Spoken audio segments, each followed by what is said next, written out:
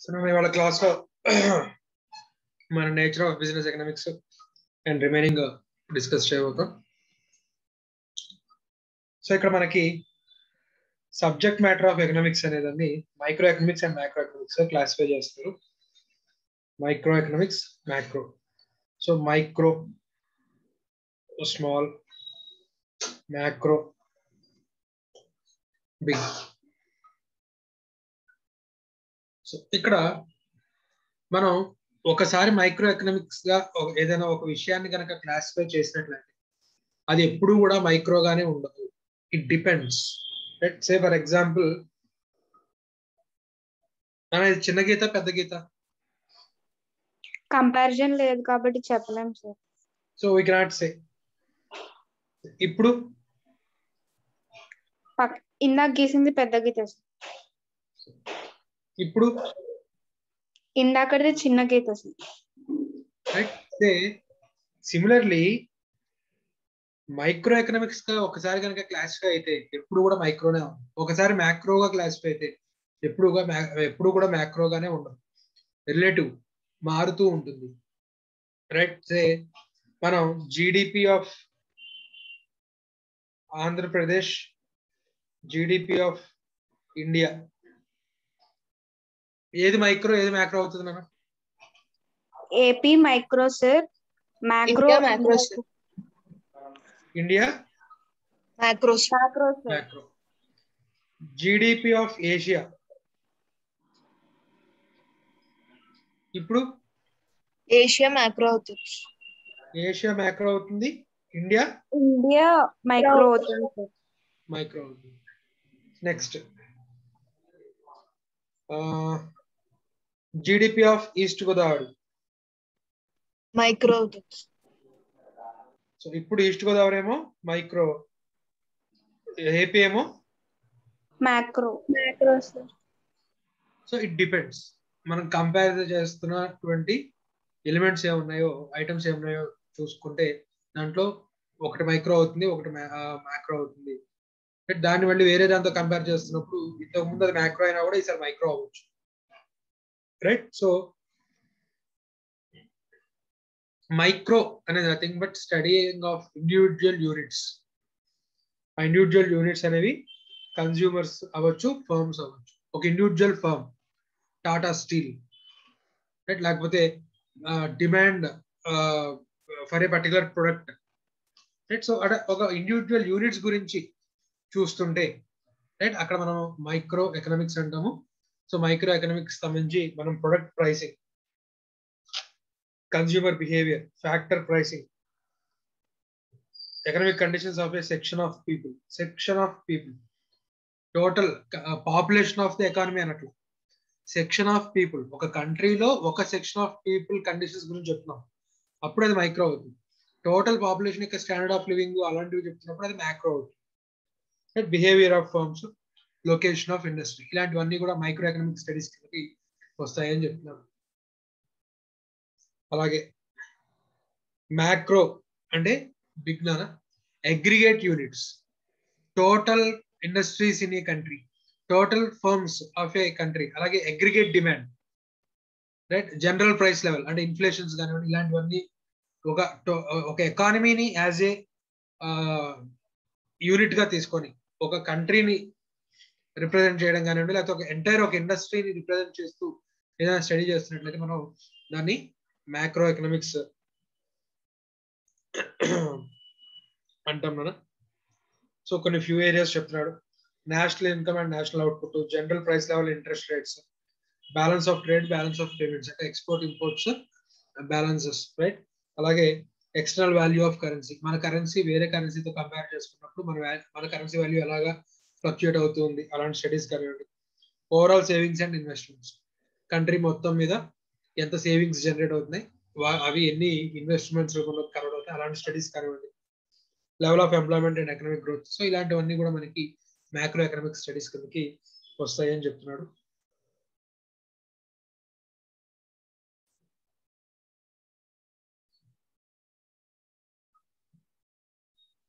ఇక్కడ మనకి business economics కి బోత్ మనకి బిజినెస్ ఎకనామిక్స్ అనేది ఎక్కువ మైక్రో ఎకనామిక్స్ మీద ఆధారపడి ఉన్న మ్యాక్రో ఎకనామిక్స్ కూడా అవసరం నాను. అంటే మనకి business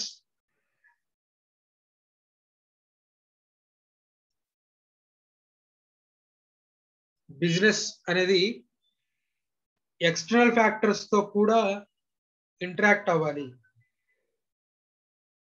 social, political, right, so legal, ఇలాంటి ఎక్స్టర్నల్ ఫ్యాక్టర్స్ ఏవైతే ఉన్నాయో వాటితో కూడా ఇంటరాక్ట్ అవ్వాలి. సో అంటే మ్యాక్రో ఎకనామిక్ ఫ్యాక్టర్స్ బిజినెస్ మీద ఇన్ఫ్లుయెన్స్ చూపిస్తాయి, right. So macro economic factors కూడా బిజినెస్ ఎకనామిక్స్ అవసరమే, కానీ ఎక్కువ బిజినెస్ ఎకనామిక్స్ ఆధారపడేది మాత్రం మైక్రో ఎకనామిక్స్ మీద. రైట్, ప్రైసింగ్ థియరీ అంటే ప్రైసింగ్, డిమాండ్, సప్లై, ప్రైసింగ్, అలాగే థియరీ ఆఫ్ కాస్ట్, రైట్, ఇలాంటి వాటిని స్టడీ చేసి బిజినెస్ ఏ విధమైన యూనిట్స్ ప్రొడ్యూస్ చేయాలి, కాస్ట్ ఎంత అవుతుంది, ప్రైస్ ఎంత పెట్టాలి, ఏ కన్జ్యూమర్ గురించి ప్రొడ్యూస్ చేయాలి, సో ఇలాంటి డెసిషన్స్ ఎక్కువ ఆధారపడి ఉంటాయి. సో మనం ప్రొడక్షన్ స్టార్ట్ చేయాలా వద్దా అన్న టైంలో మనం బిజినెస్ సైకిల్లో ఎక్కడ ఉన్నాము, ఇన్ఫ్లేషన్ రేట్ ఎలా ఉంది, అలాగే ఇంట్రెస్ట్ రేట్లు ఎలా ఉన్నాయి, ఇవన్నీ కూడా చెక్ చేసుకుంటాం, రైట్. సో ఎక్స్టర్నల్ ఫ్యాక్టర్స్ ని దృష్టిలో పెట్టుకుంటాం, కానీ business economics is main concern with basically concern with micro economics. అలాంటి మ్యాక్రో ఎకనామిక్స్ అవసరం లేదా అంటే మ్యాక్రో ఎకనామిక్స్ కూడా అవసరమే, ఎందుకంటే బిజినెస్ అనేది సొసైటీతో కూడా ఇంటరాక్ట్ అవుతుంది కాబట్టి.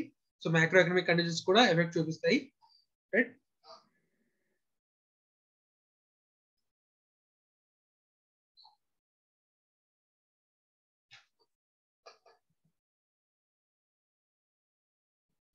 So nature of business economics ఇప్పుడు చూద్దాం కదా. Business economics is science and art రెండు అని చెప్తాడు. Science and art. Business economics అనేది సైన్స్ అండ్ ఆర్ట్ రెండు కూడా. సైన్స్ అంటే ఈ విధంగా జరిగితే, సే ప్రతిదానికి మనకి టెంపరేచర్ పెరిగితే మెట్లు ఎక్స్పాండ్ అవుతుంది, రైట్. ఏ మెట్లు ఎంత ఎక్స్పాండ్ అవుతుందో కూడా చెప్తారు సైన్స్ ప్రకారం, రైట్. సో మనకి సైంటిఫికల్ గా ప్రతి థీరం కి కూడా, రైట్, ఒక ఫండమెంటల్ అజంప్షన్స్ ఉంటాయి. ఏ రిజల్ట్ ని ముందుగానే పేపర్ మీద చెప్పగలరు, పేపర్ మీద ప్రూవ్ చేసింది మనకి ఎక్స్పెరిమెంట్ లో కూడా ప్రూవ్ అవుతుంది, రైట్. సో దానికి ఫార్ములాలే కానివ్వండి, లేకపోతే ఆ మ్యాథమెటికల్ థీరం ని ప్రూవ్ చేయడం కోసం రాసే మ్యాథమెటికల్ ప్రూఫ్స్ కానివ్వండి, ఇవన్నీ కూడా ఉంటాయి. సిమిలర్లీ ఎకనామిక్స్ కూడా మోస్ట్ ఆఫ్ ద థీరమ్స్ కి అలాగే మనకి అజంప్షన్స్ ఉంటాయి, రైట్. అలాగే థీరం ని మనం పేపర్ మీద ఏదైతే రాస్తామో అది ప్రాక్టికల్ గా కూడా most of the times success అవుతుంది. సో ఎకనామిక్స్ అనేది సైన్స్. అలాగే ఏదైతే మనం ఎకనామిక్స్ లో, ఎకనామిక్ థియరీస్ లో మనం చెప్తున్న రిజల్ట్స్ ని ఇన్ టర్మ్స్ ఆఫ్ మనీలో మెజర్ చేస్తాం, రైట్. సైన్స్ లో ఎలా అయితే నువ్వు ఒకవేళ టెంపరేచర్ గురించి చెప్తుంటే సెల్సియస్ లో మెజర్ చేస్తాం, రైట్. లేదా డిస్టెన్సెస్ గురించి చెప్తుంటే మీటర్స్ లో, కిలోమీటర్స్ లో మెజర్ చేస్తాం. సిమిలర్లీ మన ఎకనామిక్స్ లో కూడా మనం మనీలో మెజర్ చేస్తాం. సో మెజర్మెంట్ ఉంది, థీరం సంబంధించి ప్రూవ్ చేయడానికి, రైట్, మన మ్యాథమెటిక్స్ ని, స్టాటిస్టిక్స్ యూజ్ చేసుకుంటాం. సో ఎకనామిక్స్ అనేది సైన్స్ అని చెప్పొచ్చు. At the same time economics is also an art. Economics అనేది ఆర్ట్ కూడా. అంటే డైలీ లైఫ్ లో వచ్చిన ప్రాబ్లమ్స్ ఏవైతే ఉంటాయో, బిజినెస్ లో వచ్చే డే టు డే బిజినెస్ లో వచ్చే ప్రాబ్లమ్స్ ఏవైతే ఉంటాయో వాటిని ఆన్సర్ చేయడానికి, రైట్, నీకు తెలిసిన నాలెడ్జ్ ప్రాక్టికల్ వేలో అప్లై చేస్తున్నావు, right. So economics is also an art, right. So science and art. అలాగే బేస్డ్ ఆన్ మైక్రో ఎకనామిక్స్ అలా incorporates elements of macro analysis. ఇందాకే చెప్పుకున్నాం, రైట్. ఏ గూడ్స్ ని ప్రొడ్యూస్ చేయాలి అంటే డిమాండ్ ఫోర్కాస్టింగ్ చేస్తాం, డిమాండ్ అనాలిసిస్ చేస్తాం. ఓకే, ఫలానా గూడ్ అని సెలెక్ట్ చేసుకున్నాం. సెలెక్ట్ చేసుకున్న తర్వాత ఏ ఫ్యాక్టర్స్ ఆఫ్ ప్రొడక్షన్ ఏ రేషియోలో వాడాలి, వాళ్ళకి ఎంత పే చేయాలి. సో తర్వాత కాస్ట్ తెలిసిన తర్వాత ప్రైస్ ఎలా పెడదాము, ఏ మార్కెట్స్ లో సేల్ చేద్దాము, రైట్. ఆ తర్వాత ప్రాఫిట్ వచ్చిన తర్వాత ప్రాఫిట్ అనాలిసిస్ కానివ్వండి. సో ఇలాంటి వాటి అన్నిటికీ కూడా. అలాగే ప్రొడక్షన్ టైంలో ఇన్వెంటరీ మేనేజ్ చేయడానికి, రైట్, యూజ్ చేసే టెక్నిక్స్ కానివ్వండి. సో ఇలాంటివన్నీ కూడా micro economics techniques. So business economics is based on microeconomics but incorporates elements of macro analysis also.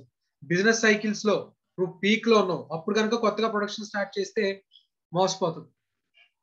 లేదు రికవరీ స్టేజ్ లో ఉన్నావు, అప్పుడు ఉన్న ప్లాంట్ ని ఎక్స్పాండ్ కానీ లేకపోతే కొత్తగా ఇంకేదైనా బిజినెస్ పెట్టినా కూడా ఇబ్బంది లేదు.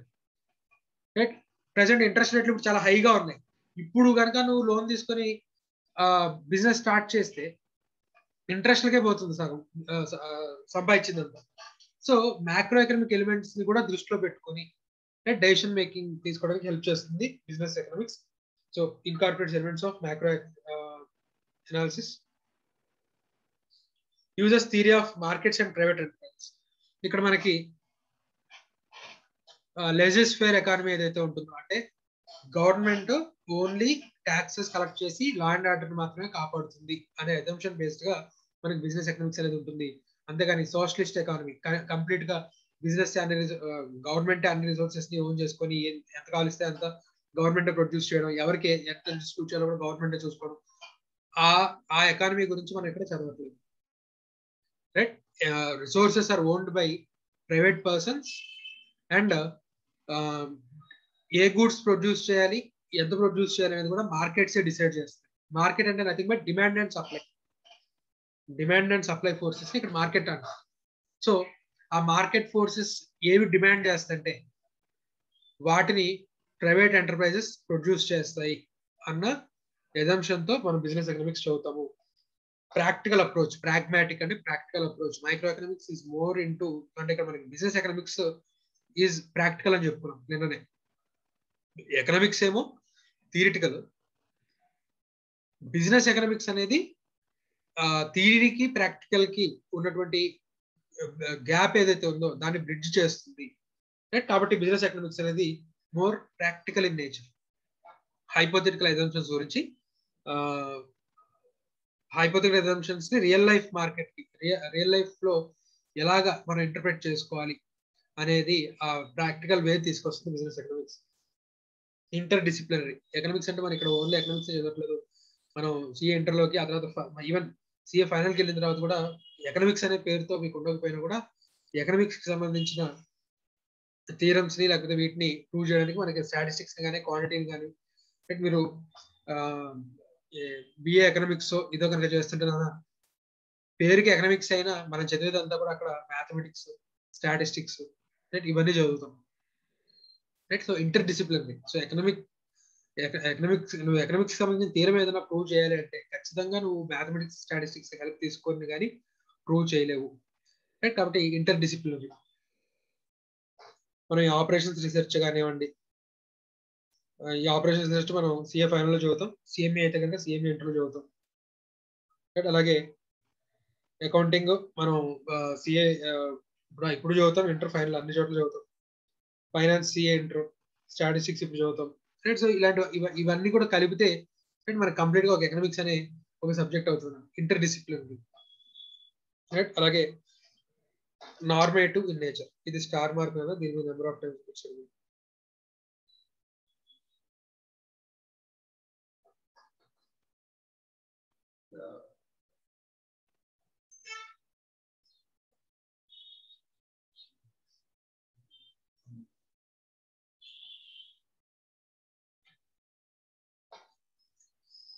ఎకనామిక్స్ అనేది, బిజినెస్ ఎకనామిక్స్ అనేది నార్మేటివ్ అని చెప్తాడు.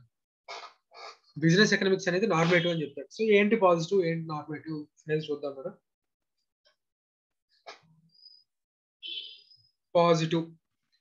పాజిటివ్ అనేది పేషెంట్ టైపు, నార్మేటివ్ అనేది డాక్టర్. పేషెంట్ డాక్టర్ దగ్గరికి వెళ్ళినప్పుడు ఓన్లీ ప్రాబ్లమ్స్ మాత్రమే చెప్తాడా, లేకపోతే నాకు ఈ నొప్పి వచ్చిందండి, ఈ టాబ్లెట్ వేసేసుకున్నానండి, ఎందుకైనా మంచిదని మీ దగ్గరకు వచ్చాను, లేకపోతే నాకు ఇలా అనిపించింది టానిక్ వేసేసుకున్నాను, ఎందుకైనా మంచిది మీ దగ్గర వచ్చి ఇలా చెప్తాడా, లేకపోతే వాడుకున్న ప్రాబ్లమ్స్ మాత్రం చెప్తాడా? ఎక్స్పీరియన్స్డ్ పేషెంట్ గురించి పక్కన పెట్టేయండి, 20-30 సంవత్సరాలుగా బాధపడుతున్న పేషెంట్ గురించి పక్కన పెట్టేస్తే ఫ్రెష్ పేషెంట్ డాక్టర్ దగ్గరికి వెళ్తే ఏం చెప్తాడు? ఎంతసేపు ప్రాబ్లం చెప్తారు, వాడి ప్రాబ్లమ్స్ నే చెప్తాడు. రైట్, వాడి ప్రాబ్లమ్స్ ని డిస్క్రైబ్ చేస్తాడు, డిస్క్రిప్టివ్. సో పాజిటివ్ స్టేట్మెంట్ అనేది డిస్క్రిప్టివ్ ఇన్ నేచర్. ఎంతసేపు ప్రాబ్లం ఉంది అనేది ఐడెంటిఫై చేస్తాడు, ఆ ప్రాబ్లం గురించి గంటలు గంటలు మాట్లాడమంటే మాట్లాడతాడు, సొల్యూషన్ మాత్రం చెప్పరు. ఎంతసేపు చెప్పమన్నా ప్రాబ్లమ్స్ గురించి చెప్తారు, సొల్యూషన్ మాత్రం చెప్పరు. అది పాజిటివ్ స్టేట్మెంట్. ప్రాబ్లం ఉంది అని ఐడెంటిఫై చేస్తాం, దాని గురించి చెప్తాం, దాన్ని ఎలా సాల్వ్ చేయాలి లేదా దాన్ని ఎలా ట్యాకిల్ చేయాలి మాకు తెలియదు, రైట్? సో అది positive statement. So normative statement అనేది డాక్టర్ లాగా అన్నమాట. సో డాక్టర్ పేషెంట్ చెప్పిన సిమ్టమ్స్ బట్టి ఏం రాస్తాడు మనం? మెడిసిన్ రాస్తారు సార్, దాన్ని ఏమంటాం? ప్రాబ్లమ్ సాల్వ్ చేస్తారు సార్. అదే డాక్టర్ రాసి మెడిసిన్స్ రాసి ఇచ్చేదాన్ని ఏమంటాం? Prescription sir. Prescription. Normative statement అనేది ప్రిస్క్రిప్టివ్ ఇన్ నేచర్. రైట్? అంటే మనకి డాక్టర్ ఓన్లీ పేషెంట్ చెప్పింది వినేసి మెడిసిన్స్ రాసేస్తాడా? ఇంకా ఇలా కూడా ఏమైనా అనిపిస్తుందా, అలా అనిపిస్తుందా, ఇంకేమైనా ప్రాబ్లమ్స్ ఉన్నాయని అడుగుతాడా? క్వశ్చన్ చేస్తారు సార్, ఇంకేమైనా ప్రాబ్లమ్ ఉన్నాయా, అలా అనిపిస్తుందా, ఇలా అనిపిస్తుందా అని చెప్పి అడుగుతాడు. యాజ్ వెల్ యాజ్ ఏం చేస్తాడు? దానికి సొల్యూషన్ చెప్తారు, సొల్యూషన్, ప్రిస్క్రిప్షన్ కూడా ఇస్తాడు. సో నార్మేటివ్ స్టేట్మెంట్ అనేది ప్రాబ్లమ్ ని ఐడెంటిఫై చేస్తుంది, at the same time prescription అంటే సొల్యూషన్ కూడా ఇస్తుంది. ఈ విధంగా ఉండాలి, ఈ విధంగా జరిగి ఉండాలి, రైట్? ఇలాగా జడ్జిమెంటల్ స్టేట్మెంట్స్ కనుక ఉన్నట్లయితే దాన్ని నార్మేటివ్ స్టేట్మెంట్ అంటాము, right? So prescriptive in nature. Normative statement అంటే nothing but prescriptive in nature. ఈ విధంగా జరిగి ఉండాలి, రైట్? ఈ విధంగా జరిగి ఉంటే బాగుండేది, ఈ విధంగా జరగాలి, రైట్? ఇలాంటివన్నీ చెప్పేది normative statement. So business economics అనేది నార్మేటివ్ ఇన్ నేచర్. ఎకనామిక్స్ అనేది మోస్ట్ ఆఫ్ ద కేసెస్ లో అంటే మనకి ఎర్లీ ఎకనామిస్ట్స్ ఎవరైతే ఉన్నారో, classical economist, neo classical economists ఎవరైతే ఉన్నారో వాళ్ళు ఇచ్చినవన్నీ కూడా పాజిటివ్ స్టేట్మెంట్స్. ఒక నిమిషం నాన్న.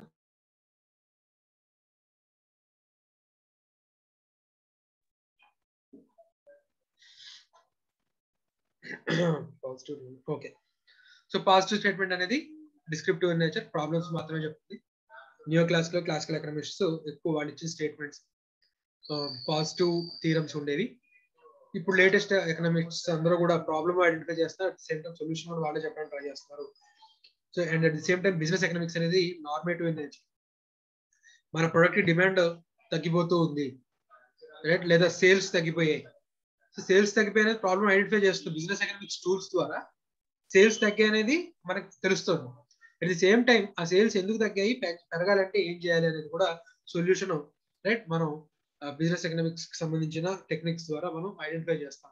సో బిజినెస్ ఎకనామిక్స్ అనేది నార్మేటివ్ ఇన్ నేచర్.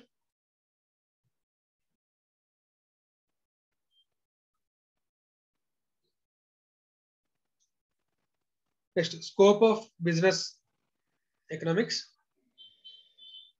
మనకి ఆల్రెడీ చెప్పుకున్నాం, బిజినెస్ ఎకనామిక్స్ అనేది ఎక్కువ ఆధారపడేది micro, at the same time macro elements కూడా ఇంక్లూడ్ చేసి, రైట్? రెండింటిని కలిపి ఇంటర్ డిసిప్లినరీ. అంటే ఇంకా మ్యాథ్స్ నుంచి కొన్ని తీసుకున్నాము, స్టాటిస్టిక్స్ నుంచి కొన్ని తీసుకున్నాము, right? So interdisciplinary. So micro economics ని యూజ్ చేసి, కొంత మ్యాక్రో ఎకనామిక్స్ ని యూజ్ చేసి కొన్ని ప్రాబ్లమ్స్ సాల్వ్ చేస్తాము. సో మైక్రో ఎకనామిక్స్ ఎక్కడెక్కడ అప్లై చేస్తాం? Internal operations and issues. Organization సంబంధించిన ఇంటర్నల్ లో మనం మైక్రో, ఎక్స్టర్నల్ వచ్చేసరికి మ్యాక్రో యూజ్ చేస్తాం. So micro economics techniques use చేసి మనం ఏ ప్రాబ్లమ్స్ ని సాల్వ్ చేయొచ్చు, అయితే ఏ ఏరియాస్ లో యూజ్ చేయొచ్చు అనేది చూస్తే demand analysis and forecast. Past ని బట్టి, పాస్ట్ లో ఈ విధంగా జరిగింది, రైట్? ఫ్యూచర్ లో ఇంత డిమాండ్ రావచ్చు. So demand analysis. స్టాటిస్టిక్స్ లో మీరు ట్రెండ్ అనాలిసిస్ చూస్తారు. సో ఆ స్టాటిస్టికల్ టెక్నిక్స్ యూజ్ చేసి పాస్ట్ లో ఈ విధంగా జరిగింది అని పాస్ట్ లో ట్రెండ్ లైన్ గీస్తాం, దాన్ని ఫ్యూచర్ కి ఎక్స్టెండ్ చేస్తాం, రైట్? ప్రాబిలిటీ టెక్నిక్స్ వీటిని యూజ్ చేసి ఫ్యూచర్ ని మనం ఫోర్కాస్ట్ చేయడం వల్ల ఇప్పుడున్న ప్రొడక్షన్ కెపాసిటీ సరిపోతుందా లేదా ప్రొడక్షన్ కెపాసిటీ ఎక్స్పాండ్ చేయాలా, ఇక్కడ నుంచి 3 years తర్వాత డిమాండ్ ఇంత హ్యూజ్ గా పెరగబోతుంది, మనం ఇప్పటి నుంచే ఫ్యాక్టరీ కన్స్ట్రక్ట్ చేయడం స్టార్ట్ చేయకపోతే మన కాంపిటీటర్ బెనిఫిట్ పొందుతాడు. అదే మనం ఆ టైంకి ఎంత డిమాండ్ ఉందో అంత మనం సప్లై చేస్తే మన కస్టమర్స్ మన దగ్గరే ఉంటారు. సో మన గూడు ఎంత డిమాండ్ ఉందో అంత అవైలబిలిటీ లేకపోతే మన కస్టమర్స్ ఏం చేస్తారు అన్న, సబ్స్టిట్యూట్స్ వైపు వెళ్ళిపోయి వాళ్ళకి అలవాటు పడతారు, మన కాంపిటీటర్ బాగుపడుతుంది. అదే మనం ముందుగానే ఐడెంటిఫై చేసాం అనుకోండి, ఇప్పుడే ప్రొడక్షన్ కెపాసిటీని పెంచుకున్నాం అనుకోండి, ఏ రోజుకి డిమాండ్ కావాలో ఆ రోజుకి మనం సప్లై పెంచేస్తాం. రైట్, ఇలా చిటికేస్తే సప్లై పెరగదు కదా. సప్లై పెరగాలి అంటే ఒక 2-3 సంవత్సరాలు ఫ్యాక్టరీ కన్స్ట్రక్ట్ చేయాలి, మిషనరీ ఇన్స్టాల్ చేయాలి, ఆ తర్వాత ప్రొడక్షన్ స్టార్ట్ చేయాలి. సో సప్లై ఏ రోజుకైతే పెరుగుతుందని మనం ఫోర్కాస్ట్ చేసాము, సారీ డిమాండ్ ఏ రోజు పెరుగుతుందని ఫోర్కాస్ట్ చేసాము, దానికి తగ్గట్టుగా ముందుగానే మనం జాగ్రత్తలు తీసుకోవడానికి అవకాశం ఉంటుంది. Right, so demand analysis and forecasting. So దాని ప్రకారంగా మనం రా మెటీరియల్ ప్లానింగే కానివ్వండి, లేబర్ ప్లానింగే కానివ్వండి, రైట్, ఇవన్నీ కూడా చేసుకుంటాం. అలాగే production and cost analysis.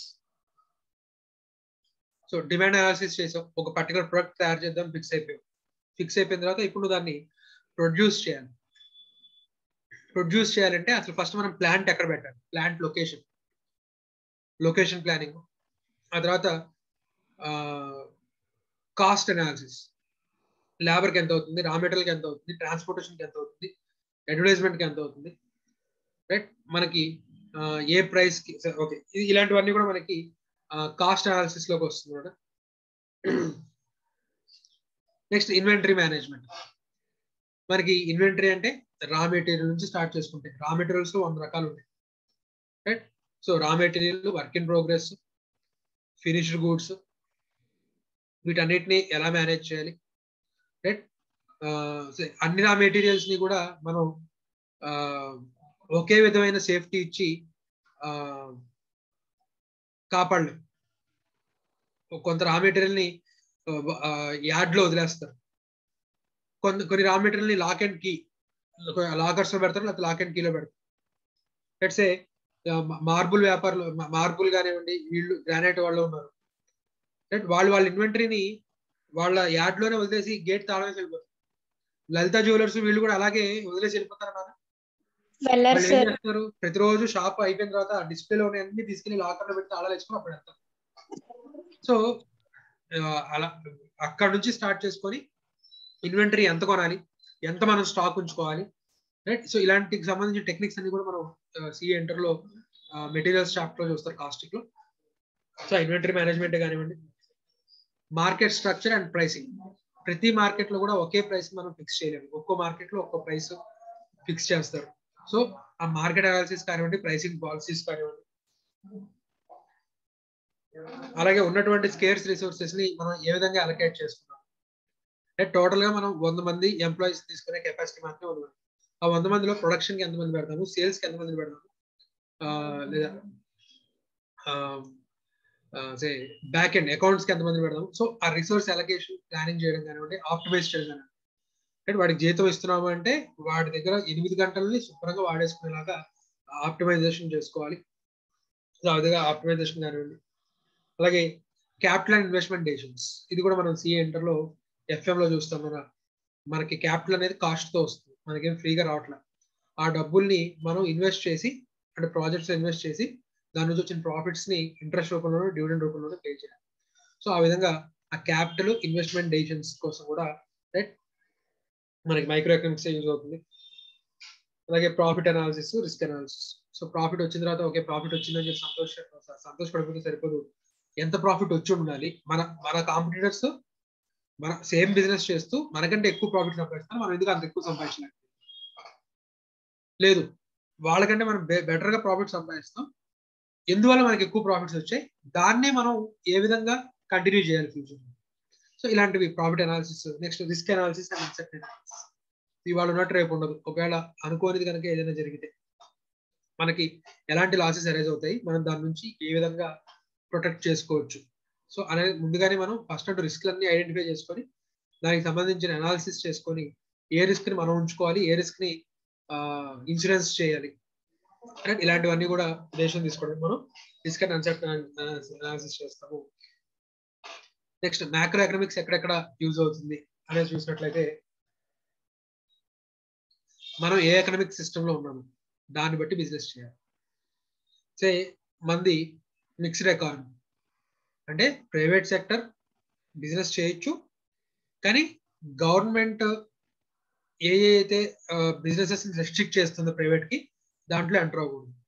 At the same time pricing private persons decide చేసుకోవచ్చు, కానీ ఒక లెవెల్ దాటితే ఆ ప్రైసెస్ ని కంట్రోల్ గవర్నమెంట్ కూడా చేయడానికి ట్రై చేస్తుంది. సో మనం నెక్స్ట్ యూనిట్ లో చూస్తాం కదా, mixed economy, socialist economy, free economy. So మనం ఏ ఎకనామిక్ సిస్టమ్ లో ఉన్నామో దాన్ని బట్టి నడుచుకోవాలి. సోషలిస్ట్ ఎకానమీలో ఉన్నామా లేకపోతే క్యాపిటలిస్ట్ ఎకానమీలో ఉన్నామా దీని ప్రకారం. అలాగే బిజినెస్ సైకిల్ లో మనం ఎక్కడ ఉన్నాం, రైట్? సో పీక్ లో ఉంటే కొన్నాళ్ళు ఆగుదాం ఇన్వెస్ట్మెంట్, ట్రోలో ఉంటే కనుక ఓకే ఇక్కడ నుంచి బిజినెస్ రికవర్ అయ్యే ఛాన్స్ ఉంది, సో మనం ఇప్పుడు మనం ప్రొడక్షన్ యాక్టివిటీ స్టార్ట్ చేద్దాం. సో బిజినెస్ సైకిల్ మనం ఎక్కడ ఉన్నాం అనేది తెలుసుకోవడం.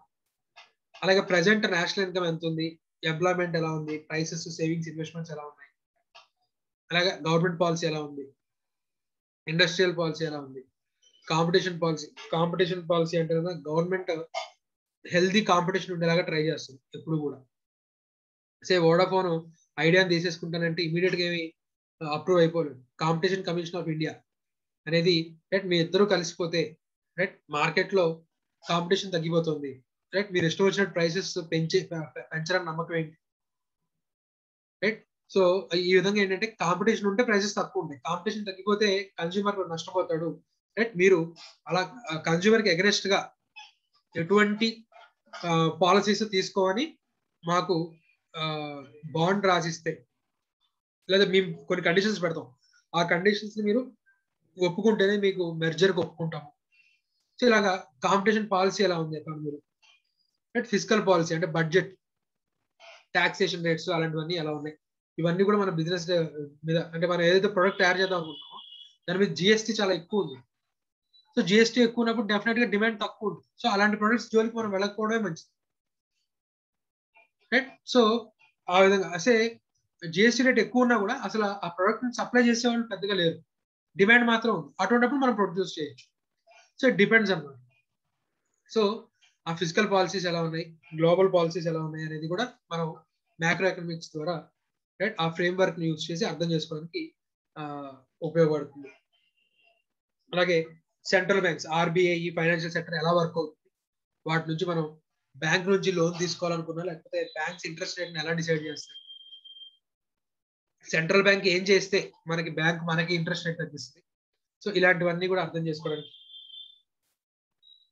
అలాగే ట్రేడ్ యూనియన్స్ ని, అలాగే మన ట్రేడ్ యూనియన్స్ అంటే సంఘాలు ఊరికే సమ్మె చేస్తారు చూసారా, సో అలా ట్రేడ్ యూనియన్స్ తో మనం ఎలాగా